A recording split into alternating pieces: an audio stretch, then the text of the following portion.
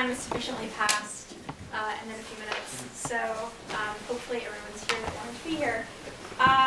Welcome to this week's meeting of the International Socialist Organization. This group, the Harvard Socialists, is actually part of a national organization of revolutionary socialists. We not only think that capitalism actually isn't working for the majority of people, but we also actually think that it's fundamentally organized to benefit a tiny minority, ultimately at the expense of the majority of people, not only in the US, but globally as well. And we're committed to beginning to think through how to fight in the here and now, ultimately with the goal of organizing society on a completely different basis. I'll say more about particular ways you can get involved if you're interested at the end of the meeting, but in the interim I just wanted to introduce it. The meeting we're having tonight, Don't Let Them Turn Tragedy into Racism, is very much, we're hoping that it will very much be a space in which people can actually reflect on. I think what we really saw in microcosm is as very much, I think, the framing of an act of horrific violence ultimately is an act of terrorism. I think this is very much framed in light of the post 9/11 period. The meeting that we were initially planning to have was actually to speak more generally to kind of the way in which the war on terror has evolved under Obama's tenure as president. I think the events of Monday, but not just the bombings on Monday, but actually all of the events that have happened between Monday and today, I think really show the many ways in which the war on terror has actually served to perpetuate racism, not only in the places where the US is very actively intervening militarily, but also domestically as well. There have been countless examples of individuals, particularly Arabs or Muslims, or people who are presumed to be Arab or Muslim, who have faced very direct attacks. And I think that we very much see a correlation between that and the fact that the media almost immediately jumped on a Saudi, what they deemed suspect, who's actually a witness and a victim who was running from the scene of the crime, who's running from the bombing itself. I think from then onward, we've basically seen a whole host of racist allegations. And I think it's been quite unsurprising, actually, the way in which this has manifest into particular acts of hate. I also think that there has been a very explicit drive to racialize the events. And as of about an hour ago, the two suspects, I think probably unsurprising to many of us, who they've now released photos of, are white, which I think actually really frames, I think, the way in which, I think regardless of whether or not that happened, I do think it really frames the way in which the whole idea of terror being perpetuated by a small group, I think is very deeply problematic. And I think all of our three speakers tonight will speak to that in a number of different ways. So the plan tonight is to have, there will be three speakers that are speaking for different lengths of time, and we're going to have ample time, probably 45 or 50 minutes for discussion. I'll explain how I'm going to facilitate the discussion once we get to that. First speaking is Fia Aras. She's a longtime socialist and anti-war activist based here in Boston. She'll be introducing the meeting. Thanks, Amanda. Yeah, I just want to kind of really go briefly into my own experience, having been at the marathon along with Khury, throughout the course of that, and been really close to the finish line. Right about an hour before the explosion, we wanted to wait till the end with other families who were there waiting for their loved ones to finish the race. We couldn't get past a certain point and decided to go and have lunch. And 45 minutes, an hour later, we hear that there are two explosions. And both, I think, the trauma and the fear of, and being thankful about actually being safe with your friends, consoling your family, and then trying to process the horror of what happened. Because, the Boston Marathon, for a city which is, has a very, deep racist history, for such a profound, the marathon isn't just international, it's a profoundly internationalist, I think, celebration of humanity's capabilities. And I think to see that, the attack was horrific. But at the same time, for Muslims and for Arabs, the fear is twofold, because this is just the beginning, and you have to hold your breath, and you're dreading the onslaught of racism that's coming down the pipeline, because you know that you don't have enough time to fully process and mourn and grieve because the blame is going to be leveled on you. And I think my thought process, after finding out about the Saudi man, university student, who could very well have been, you know, any of us, did not have the luxury of being able to fully heal from that trauma of second or third degree burns. He running away from an explosion and then being tackled to the ground because he's brown and because he's Arab, and then going to the hospital and being questioned, and the New York Post, a total racist rag, basically before the dust fully settles, saying we have a suspect and he's a Saudi national, fully stoking that fear from the get-go. And to have this man, you know, still in the hospital, and his roommates, essentially interrogated for hours in their apartment in Revere as students in a strange country, learning the language, learning the culture, the kind of terror that fully, I think we want to fully attempt to grasp, because it's terror has been defined as a brown man, as a brown-skinned man, in the words of John King of CNN, and all the racist bile that we've been hearing and experiencing here. I think we want to fully grasp what terrorism is, because this is what we've lived as for thousands of Arabs and Muslims after 9/11. This has been the experience, and I think the decade of that kind of Islamophobia and the vociferous hate that we've experienced, that in itself is the result of that. To be able to know within the minute after this explosion, this is going to come down the pipeline. I think we want to fully grasp exactly what the definition of terrorism is in a lot of ways, because that has been fully racialized and completely rendered meaningless in a lot of ways. And I don't, by meaningless, I don't mean at all what the terror of losing your child, of the experience of the family in Dorchester who lost Michael, Richard, and the daughter in Medford, and the Chinese grad student at BU. I do mean the context of a state-sponsored racial terror in a lot of ways, and I think Fox News really embodies that in a lot of ways. You have like Eric Rush, Fox News contributor, tweeting, "We need to kill them all," or to paraphrase that. But I don't think it's just the right-wing Republicans. And I want to kind of quote something that Thomas Friedman, a liberal columnist of the New York Times, paper of record, liberal paper of record, said in his article, "Bring on the next Boston Marathon," kind of a, we're strong, which is what we've said in a lot of ways, is kind of like New England culture of being stoic and moving on. He framed it in a way that I think really captures this us versus them. He said, "Cave dwelling is for terrorists. Americans, we run in the open on our streets."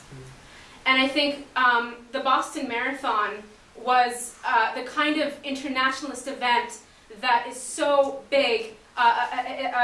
Thomas Friedman's provincial mind can't fully grasp it at all. It was the kind where actually everybody of every nationality and race was there. And his attempt to essentially say there are Americans who are out in the streets who do not commit terror, and then there are people who dwell in caves, and we know those people are not Americans. We know who lives in caves, and those are places where we've actually leveled those cities. And by we, it is the U.S. government, it is the U.S. military with its foreign policy in Iraq and Afghanistan. We know what those cities look like because we've had politicians who've said we will bomb them to the Stone Ages. And I think,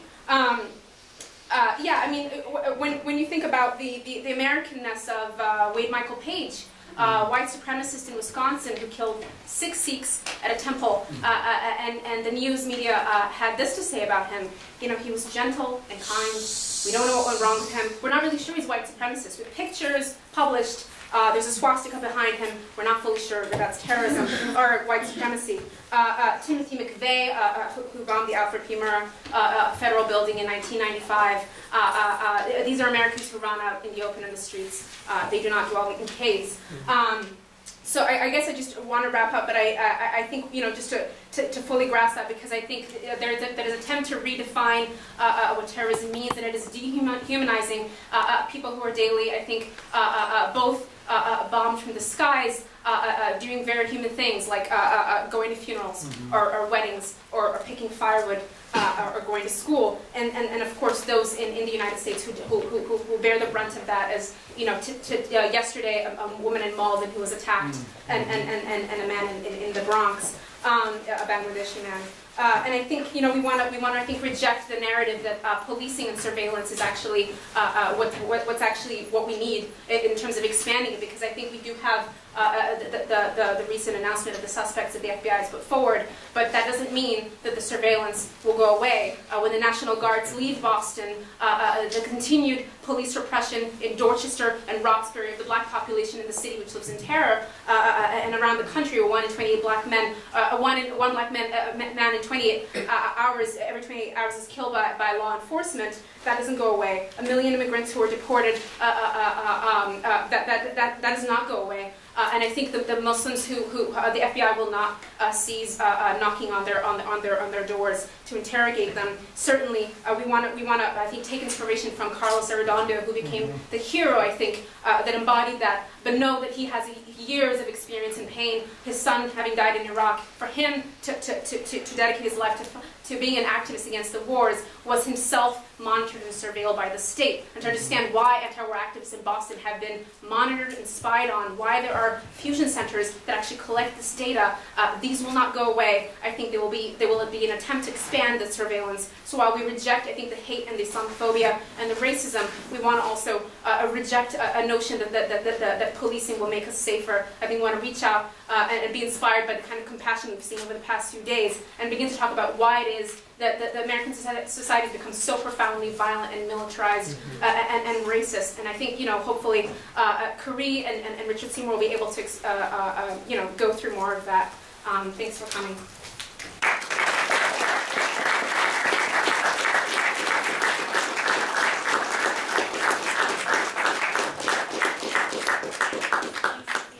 Our next speaker is Kir Petersen-Smith. He's been an anti-imperialist activist and socialist for well over a decade.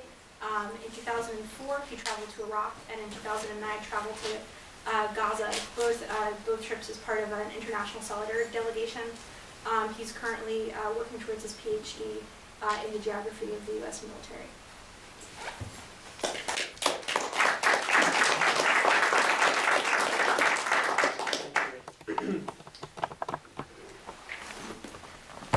Everything that Sophia just said, that has not been the conversation for the decade plus since 9/11. It should have been. We've never heard any of that stuff on Fox News or CNN or from politicians.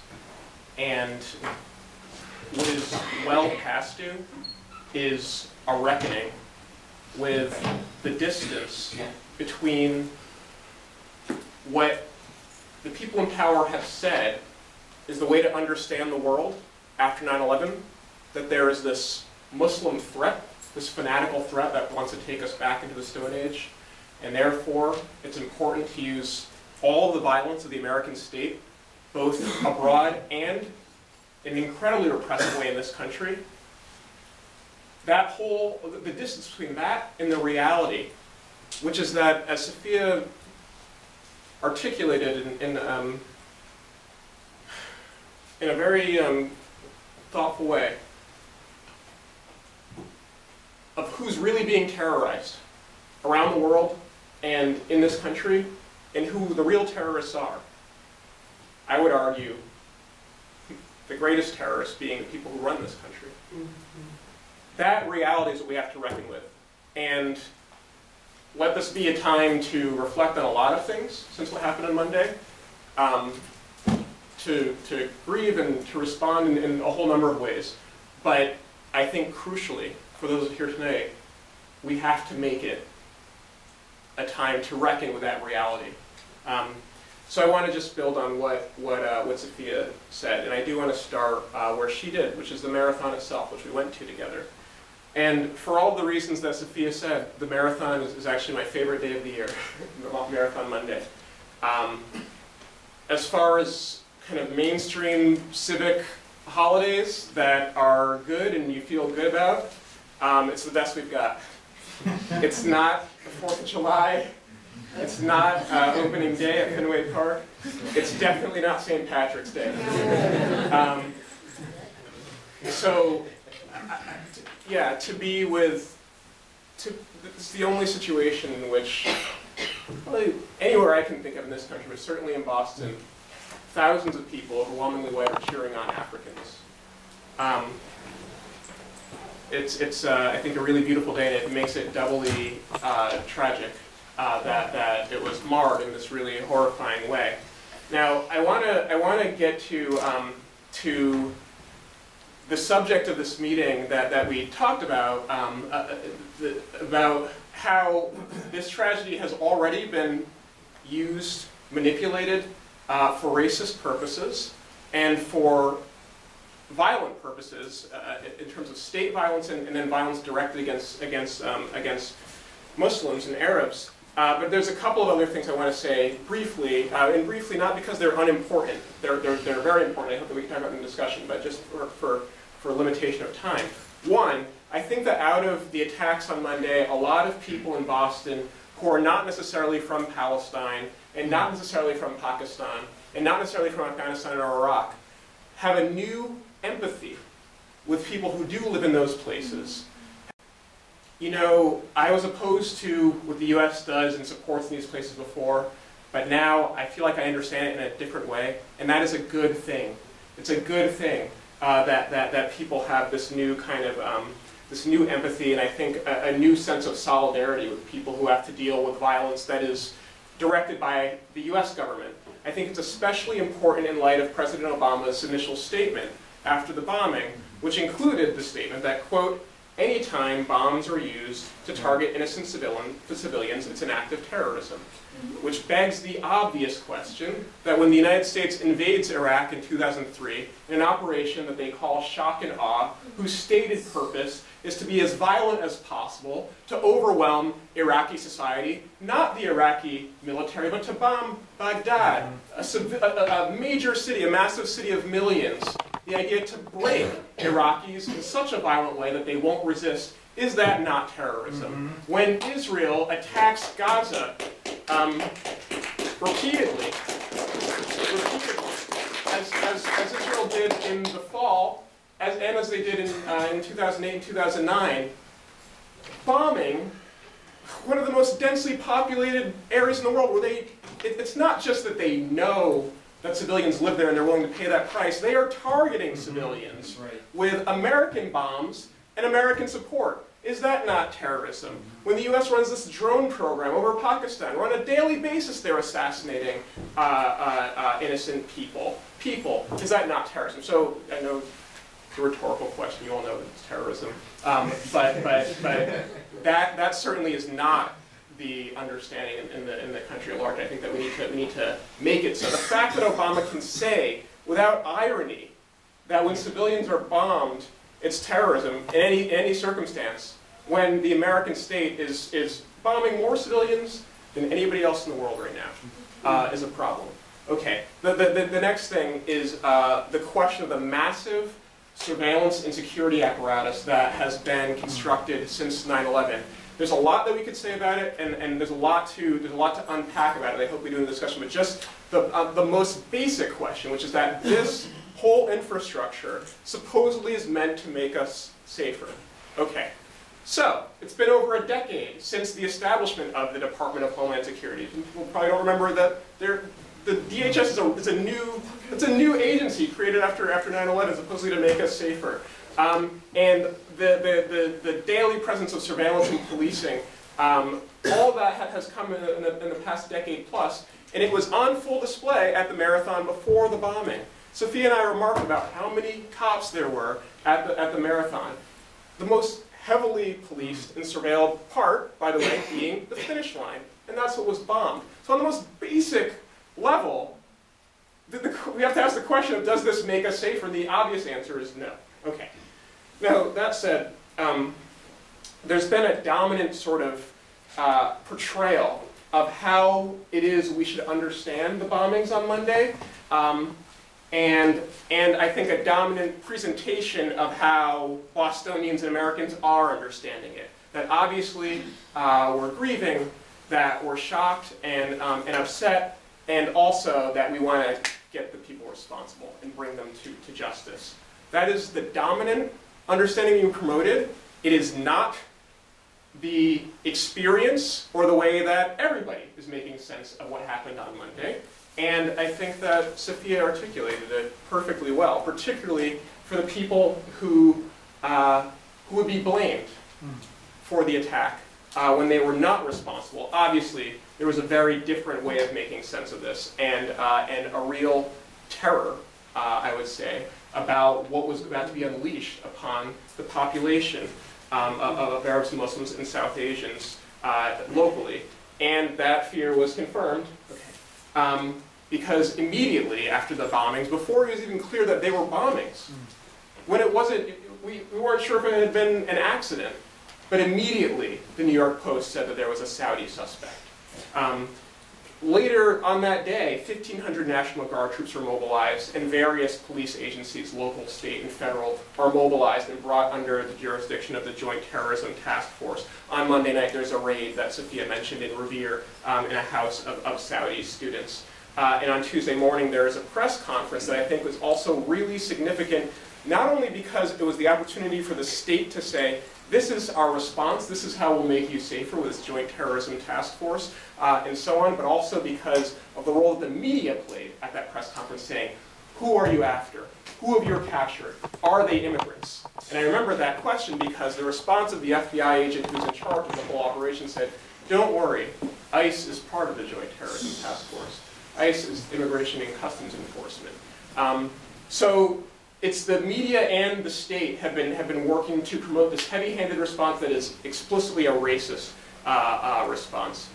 Folks know that on Tuesday also an airplane that was destined for Chicago was turned back to Logan Airport because there were Arabs aboard who committed the crime of speaking Arabic, which made passengers feel uncomfortable, which was a basis for turning back the plane. And as Sophia said, yesterday a Palestinian woman was walking with her friend and her infant in Malden and was attacked by a white man who screamed, "Fuck you Muslims, you're terrorists," and so on. So I think that to understand, though, what's happened in the past few days, it requires not looking at the events of Monday alone, but see them in the context of the post-9/11 period. That is, why was it possible to mobilize 1,500 National Guard troops immediately? Why was it possible to bring law enforcement agencies from in and around Boston and around New England and bring them in line with federal and state agencies under the Joint Terrorism Task Force immediately? Because all of that architecture existed before Monday. The Joint Terrorism Task Force existed before Monday, and so on. The racist ideology that we can assume that it is Arabs and Muslims who are behind this existed before Monday. So I want to wrap up, start to wrap up by just I think really, it's one thing to say that, okay, there's been over a decade in particular, it goes well, or prior to a decade, the kind of scapegoating of Arabs and Muslims as this violent threat. But particularly since 9/11, yes, there's been this notion that there's this Muslim threat that has to be defeated. It's one thing to say that, but I think that to really think through the component parts of that and confront them is really important. That's what we have to start to do tonight. So just to say a couple of things. Obviously, the massive post-9/11 roundup of Arabs and Muslims that was widespread, and frankly, we don't really know how widespread because there was so little resistance to it. There was so little opposition from the mainstream media that are supposed to be independent of the state and so on. Instead, they were cheering on that kind of roundup as they were cheering on the U.S. invasions abroad. The massive spying operations, including the NYPD spying operation of Muslim student associations, not only in New York City, but actually throughout, well beyond New York City. The extensive spying operations in mosques, in which federal agents posed as members of congregations and so on. What they've done ideologically to cast Arabs and Muslims as this violent threat. What they've done in academia, anybody who's taken a political science class, or has read Samuel Huntington's Clash of Civilizations, or Benjamin Barber's Jihad versus McWorld, you know, just think about what they've invested.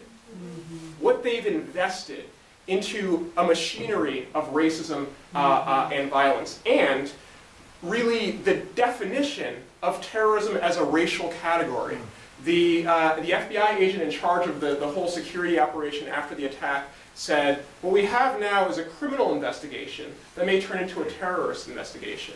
What he's saying is that the definition of what it is we're investigating depends on who we catch. If it is an Arab or Muslim, it's a terrorist investigation. If it's not, it's a criminal investigation. There's also the problems there. Among other things, it means that there's been quite a lot of domestic terrorism directed at Muslims. There have been bombings in mosques. Mosques have been shot up, which people may or may not know because it's been local news. It hasn't been national news, okay? So there's a whole lot to unpack, and I think you know, obviously there's been some racist responses led by the state and the media, but by some individuals as well this week. I also don't think that it's the exact same response as what happened on 9/11, because we've had quite a lot of time passed since 9/11, and I think that a lot of people have questioned some of the ideas and the practices of the US state since then. However, I think that question has come by and large because of the problems internally within their operations. That is, particularly just think about the wars abroad. We're going to go after and find the people who were responsible for the September 11th attacks and find weapons of mass destruction. Okay, well, they didn't find those people in Iraq, right? And it led people to say, why are we having these wars anyway? So there's been a questioning there, but not as the product of an anti-racist, anti-imperialist movement in this country to really take these operations to task. I believe that is our task to build that kind of thing, and I think it's very important and urgent that we're here tonight to discuss how to do that.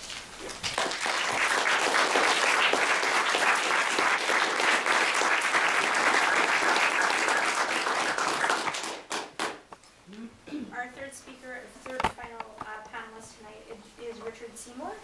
Richard is a socialist in the UK. He's the principal contributor and I guess founder of Lenin's Tomb. He's also a regular columnist in The Guardian newspaper. He's the author of 4 books, the most recent of which is entitled Unhitched, The Trial of Christopher Wren.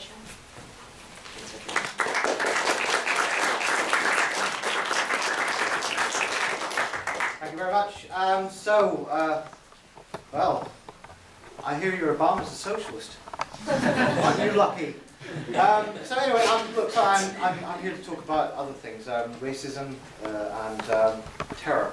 And Sophia and Khury are right, and I want to build on what they've said. In particular, the stress that Khury places on building the fact that the response to terrorist events, I put that word in scare quotes for reasons I'm about to explain. The response to that builds on years of racist and so-called security practices that have built up. And I'm going to explain a little bit about that. Obviously, foregrounding the context of the war on terror is very important, and I agree with that. But actually, I want to go a bit further back. You see, I think the idea of a war on terror didn't really begin with Bush. I mean, it's true that it became very, very important for the Bush administration in all sorts of ways. Actually, I think if you look back, it's Reagan that really begins with the idea of a war on terror. Now, the interesting thing about what Reagan did, if you look at the laws that he implemented and the expansion of the security apparatuses and the powers of the FBI and various other organizations, who was it directed against? Domestic dissidents. Domestic organizations that were aimed at solidarity with, for example, Latin America. The Latin American solidarity organizations that were trying to stop Reagan's death squads murdering nuns and peasants in Nicaragua and El Salvador. And you know, essentially, what I think you find is that terrorism as a political category becomes very important at a particular moment in the development of, to put it bluntly, the US capitalist system and the form of class domination that obtains within it. To put it like this, in the post-war period, there was a general idea that in order to effectively govern a society, in order to maintain control of it, you had to have a degree of consent. You had to win over the working class. You had to offer a material incentive. And the idea was that no matter how small your relative slice of the pie was, it didn't matter as long as the pie was continually getting bigger. So if productivity was going up, your wages would go up.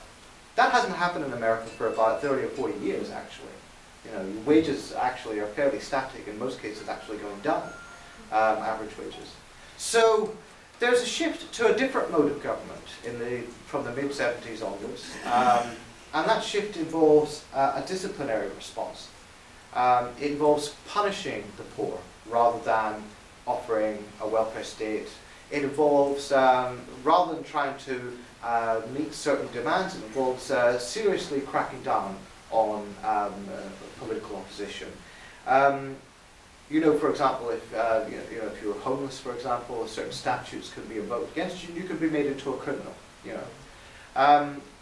And terrorism, I think, becomes very important for the Reagan administration, partly because they just, they're representing an attempt to the recrudescence of imperialist ideology after the defeat in Vietnam, in a context in which the traditional means of justifying domestic policy have broken down, and the traditional means of justifying war have actually broken down. And increasingly, they're trying to form a global political framework that can account for the various ways in which they want to intervene. And also a political framework that can account for the ways in which they want to suppress people domestically. So, to help, I mean, it would help to understand this better if we try to interrogate the category of terrorism as such. There isn't actually an agreed definition of terrorism. And I don't know if you guys read the guidebooks, you know, the introductory guides to terrorism. There are actually a few of them. Just look them up on Google Books. They'll tell you there's no agreed definition. I mean, yeah, you can go on Webster's dictionary, it'll tell you something big, but actually, in terms of a scientific definition of terrorism, nobody really has that understanding. There's a very interesting book. The author, I forget, it will come back to me in a moment, but it is basically a book about from a US political scientist about terrorism and how what its causes are, how it emerges, and how to defeat it. And it's written very much in the model of a sort of policy advice for a US government. Effectively, at the end of it, the author says, I probably shouldn't have mentioned the word terrorism in this book because nobody really knows what terrorism is.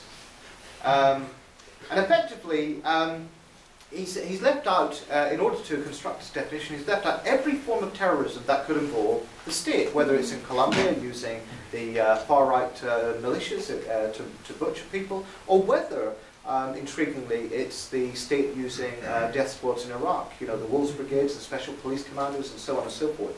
And this, the reason I mention this, I was asked to research this a few years ago, in the context of what is called critical terrorism studies, and to look at the way in which the category of terrorism was invoked in the context of the so-called war on terror, and to compare it with the use of political violence by the US government and its allies in Iraq and Afghanistan. And what you find is that the distinction between the forms of violence that are used are mainly discursive. They're mainly to do with how the violence is framed, and you know, not in terms of actually the methods. You find that the Bush administration, for example, would have said, what distinguishes us from the terrorists, I'm not going to try and do this, not this time. What distinguishes us from the terrorists is, you know, we have democratic values, we have civilized values. We're committing violence for good reasons. We are restrained in our violence. We don't attack civilians. We never target civilians. And ultimately, we only use violence as a last resort. We exhaust all possible alternatives. Now, I don't know if you followed the last 10 years at all. They didn't exhaust all possible alternatives. they certainly weren't restrained in their violence. Actually, it was built in, it wasn't just incidental that they killed civilians. Actually, an awareness that civilians would be killed as part of their strategy was built into their war making. Actually, if you really want to look at it, there is an inherent tendency in modern warfare, certainly the warfare of Western states, as it were, to degenerate into outright attacks on civilians. And part of the reason for this is because you start by identifying, you know, basically your opponent is a militia, an armed group, whatever, a guerrilla group, and you say we're going to bomb their base or somewhere within 200 feet of it. You know, whatever accuracy you can obtain. Then you find that you've killed those people, or a wedding celebration or something else. You've killed a lot of people, and there are more people coming out with guns to fight you. And they come from the local population. And increasingly what you find is that it's the local population that's armed themselves against you, and that is providing the base, the economic base and the material support for armed groups that are fighting you. This happened in Iraq and Afghanistan. I don't know if you know General Sir Richard Dannett. You know this guy?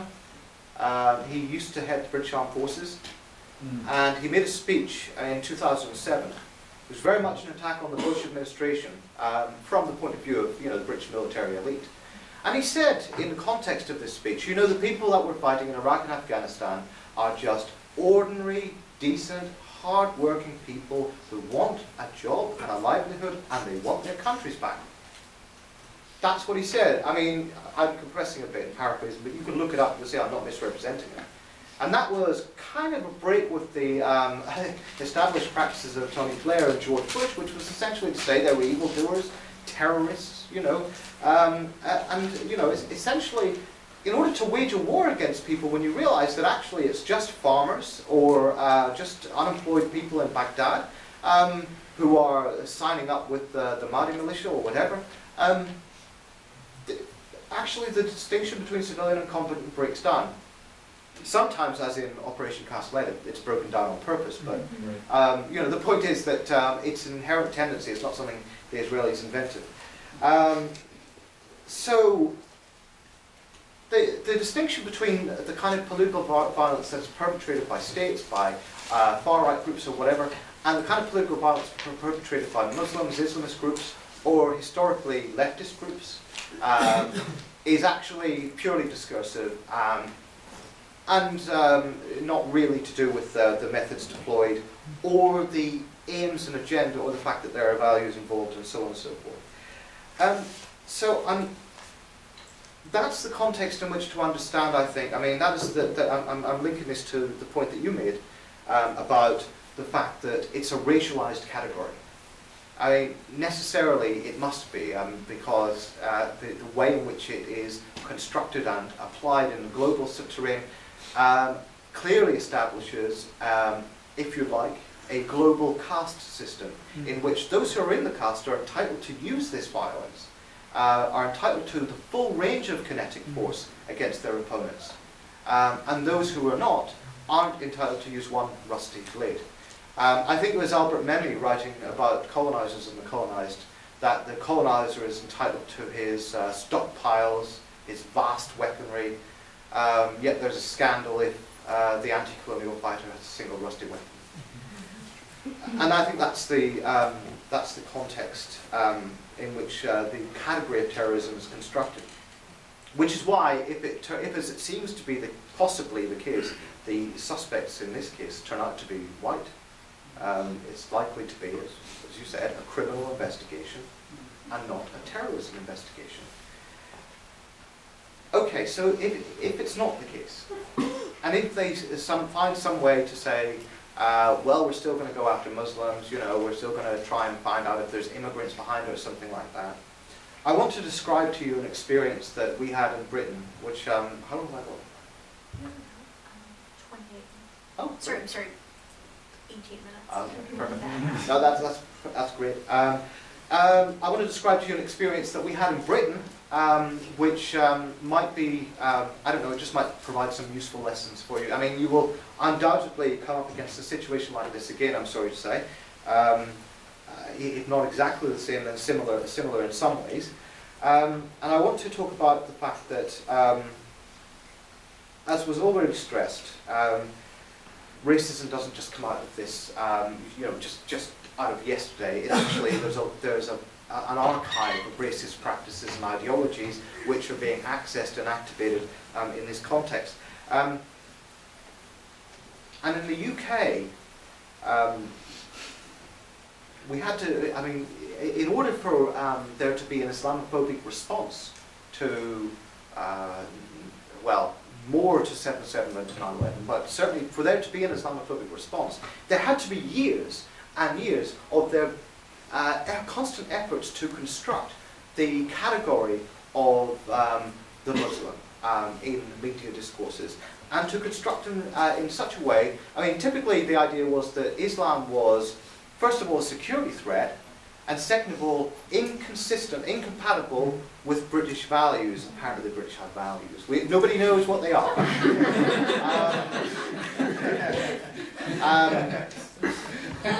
Money has something to do with it. Petty, property, obsessed, backstabbing, egoism, I think. Mrs. Thatcher would have told you that. But apparently we have, this is the whole idea of Western values too. The idea that there's some proprietary notion of ideas. And of course, as you know, the West, historically, the West doesn't coincide with the geographical West. It coincides with wherever white people have been in charge. So we're essentially saying that white people own certain positive values, even however vague and nebulous they happen to be.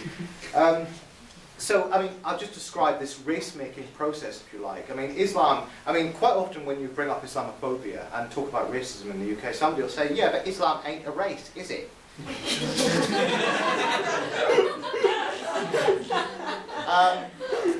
In a more convincing accent than that.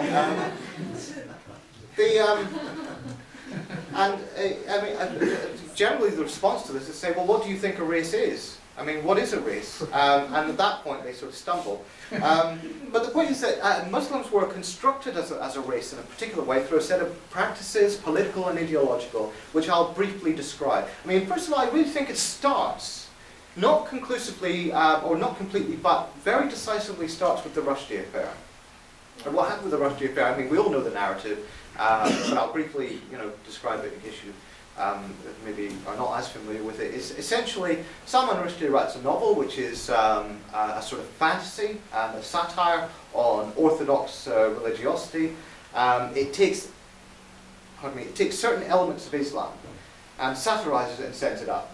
And it's not done in a sort of in an obviously malicious way, but it's something. It's in a context, a global geopolitical context, defined increasingly by competing fundamentalism. The Christian right in the US, the Islamist right in the Middle East, Zionism increasingly taking the form of a right-wing religious variant in Israel. And then increasingly politics domestically is being organized around identitarian politics. And to have any claim as a subject, as a citizen, you have to put yourself in one of these boxes. And increasingly Islam is emerging as one of these boxes. And so a lot of the protests against Rushdie were sort of caught up in this process. A lot of the people who were protesting against Rushdie, they'd never read his book, let's be honest. A lot of the people who protested actually proudly said, I would never read it. But nonetheless, they'll burn down a bookstore. But the point is that these were in part protests against racism and against the domestic experience of racism. And the assertion of an identity, you cannot just insult me and my identity in that way. And so it was partly a negative thing, partly a reaction thing, and partly a positive thing, an anti-racist assertion. I really mean that. And the media's response and the response of the right wing was increasingly to identify Islam and Muslims in the way that I've just described, a security threat and inconsistent with British values. And increasingly, issues to do with, for example, women's rights would be interpreted through the prism of Islam. Did you know that these Muslims, they treat their women terribly? This idea. It's a very old colonial idea, this, that dark-skinned women need rescuing from their dark-skinned men by white men. But essentially it's updated for the post-colonial age. Before we get to 9/11, there's a very important event I should tell you about, which is the riots in northern cities in the United Kingdom. There's a series of riots in what had been formerly industrial heartlands. And in these industrial heartlands, you had particularly large textile industries and so on, very big manufacturing centres.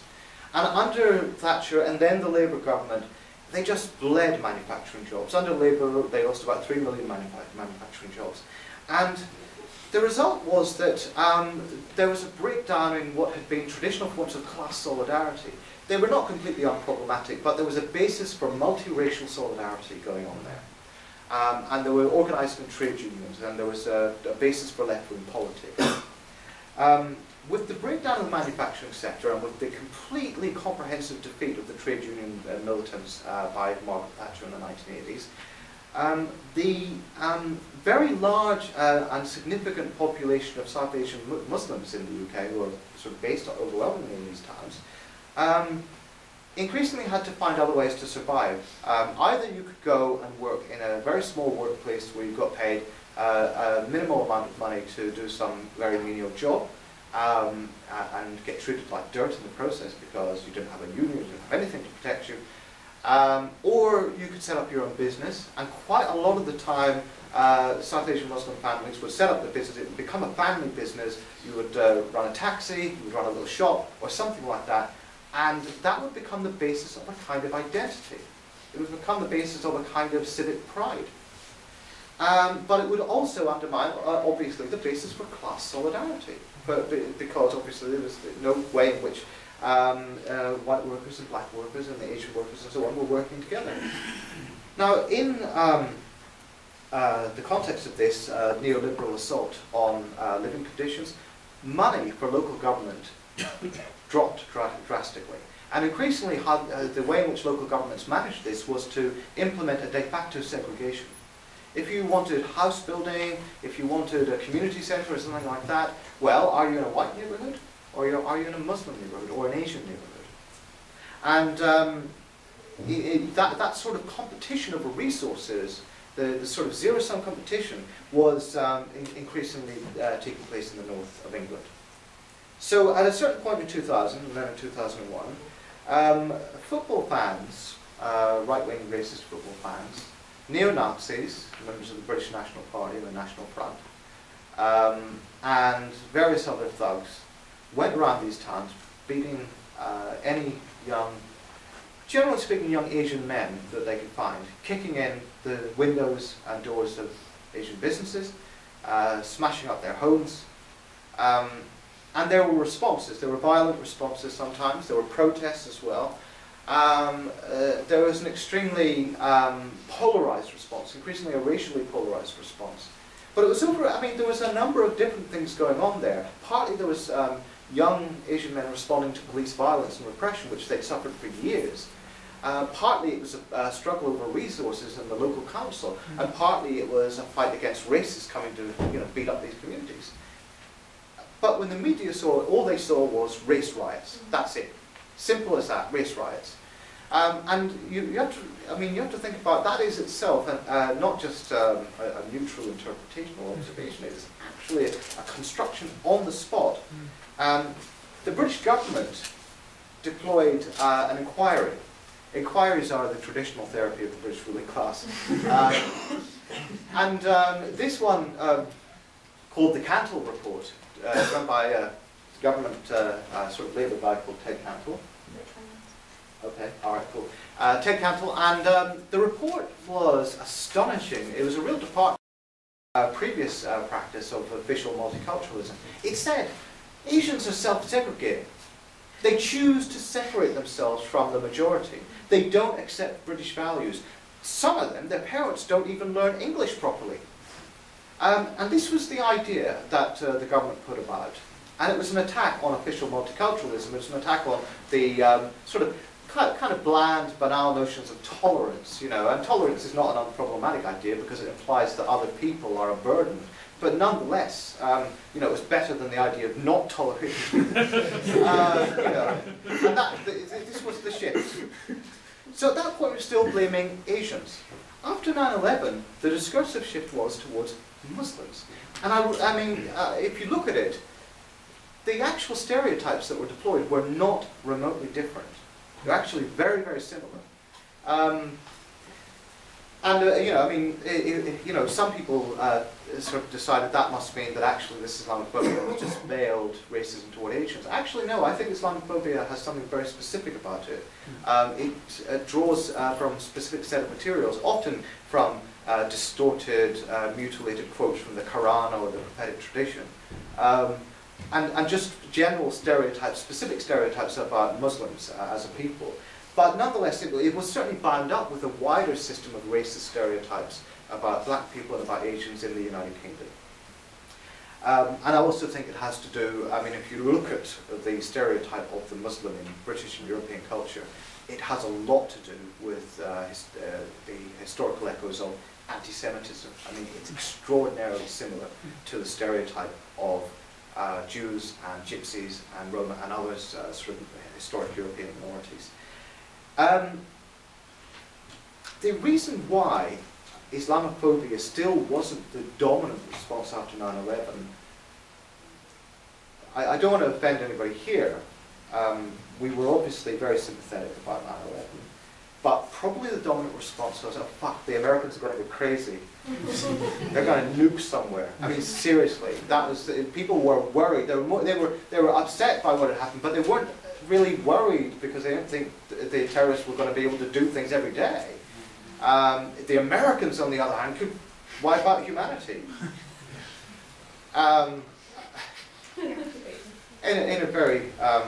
In a very cheerful, charming way, I'm sure. But so we developed the Stop the War movement. The Stop the War movement, which was very interesting because Muslims were involved actively. They were not passive. They did not respond to this in an intimidated way. The government couldn't intimidate them.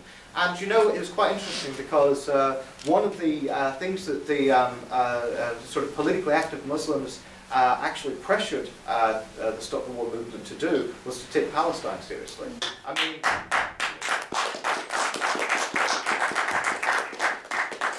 Obviously, I agree.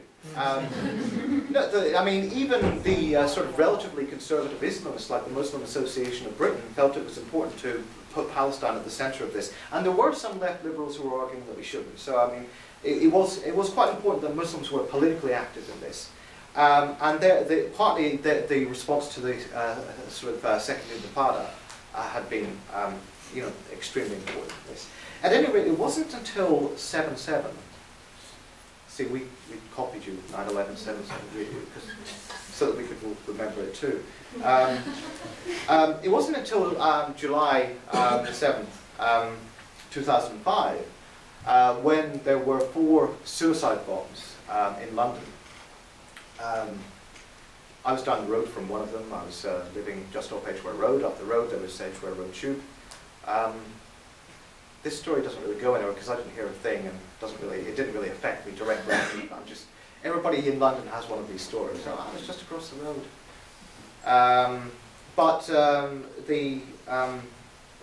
The point is that after that, there really was an Islamophobic crackdown.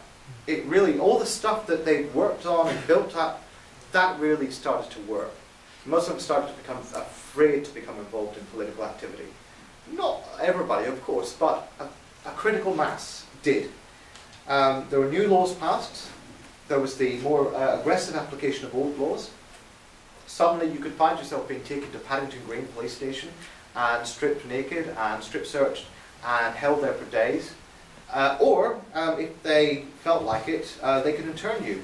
I come from Northern Ireland, where the British government really refined the practice of internment back in the days of its war with the Irish Republican Army and the Civil Rights Movement.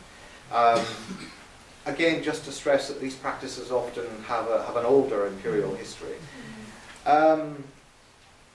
you could have spying on student union groups, like Muslim groups in the student unions. They were actually doing this. They were paying people within the student body to spy on Muslims. They had CCTV put in well-known Muslim council estates to see if they could spy on any terrorists. I mean, I'm not aware of them actually catching anybody in this way, but they seriously amplified and ratcheted up the degree of repression. And the thing about this is that it's not just about Muslims. It's about everybody. It's about the whole, it's about the wider anti-war movement, the wider left. The immediate target was Muslims, but the target was all of us, because it made us all weaker. It actually, the intensification of Islamophobia actually made it harder to organise solidarity. I mean, we did have fairly decent-sized protests when Israel invaded Lebanon, and when the Castle was launched. But actually the interesting thing was the underrepresentation of the traditional white left on these protests. And the interesting thing was that the attacks coming from sort of mainstream liberals, pro-Israeli commentators and so on, were much more vociferous than perhaps they could have been, because they said, look, you are cheering on terrorists, you're cheering on Hamas, the same, or Hezbollah. Now the interesting thing about this, of course, if you're involved in an anti-war movement and you're serious about it, and you want everybody to be involved, including politicized Muslims who might be politicized to not to the left but towards supporting, say, Hezbollah or Hamas. Actually, many young Muslims in Britain did identify with Hezbollah during that war. Partly it was a sort of I am Spartacus moment. In other words, if you're going to target Hezbollah, you're going to target me as well. But partly it was a genuine sort of political empathy. What were we going to do? Kick them off the protest? I mean, this would be ridiculous. But nonetheless, the Islamophobic response enabled a certain witch hunting, and that weakened the anti-war movement. And I would place this also in the context of the wider history. I mentioned the way in which Reagan's anti-terror laws, actually he didn't necessarily invent them, but he used them very vigorously, were used against left-wing campaigns. Well, we know how anti-terror laws in the United Kingdom, so-called anti-terror laws, were used against arms protesters and then against the student movement in 2010 in a quite a serious way. We also know how, in this country, the techniques that were used against Islamists or Muslims or whatever, for example, the FBI sending in provocateurs to try and incite groups to engage in foiled terrorist attacks so that they could keep justifying their budgets. You know, I mean, this was then used against the Occupy movement. So, I mean, these techniques don't, I mean, all I'm saying is, I mean, I'm sure I don't have to persuade you of this, but I hope that you will take this forward. Don't think it's just about Muslims or anybody else, it's about you, and it will be, continue to be about you, and that's why I think if you want a strategic response to events like this, I mean, yes, of course we need to grieve, of course we need empathy, of course empathy has to be global or it's meaningless, but I think we need a strategic response emphasising, one, anti-racism, extremely important, two, defence of civil liberties. If you don't defend the civil liberties of unpopular minorities when the times are tough, your own civil liberties are under risk, and your ability to do anything in the future will be seriously curtailed. And three, stress the wider geopolitical context. I know I haven't really talked about this, and I'm not going to talk about it too much, but it is kind of obvious, and it's something that you know, one doesn't really want to discuss, because in the absence of real analysis, and you never get real analysis in the media, there is essentially a sort of substitute, a stand-in for analysis. There has to be something to fill the vacuum, and that stand-in is inevitably a series of racist tropes and cliches.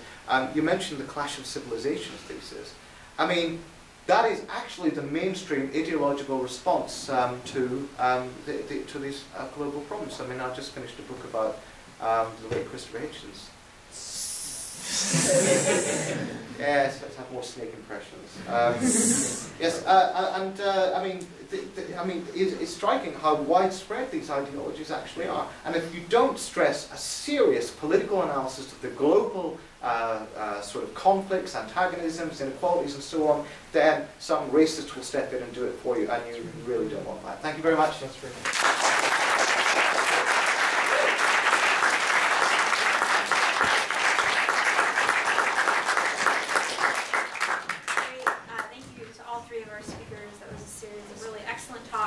So now we have about 45 minutes for discussion. I would encourage people to stay and be a part of that. The way that I am going to facilitate the discussion is I'm actually going to keep a list of speakers or a speakers stack. So I ask if you want to speak, just raise your hand or wave at me. Just make sure I'm making eye contact with you, and then I will put you on the stack. Because I don't know the names of most people here, all I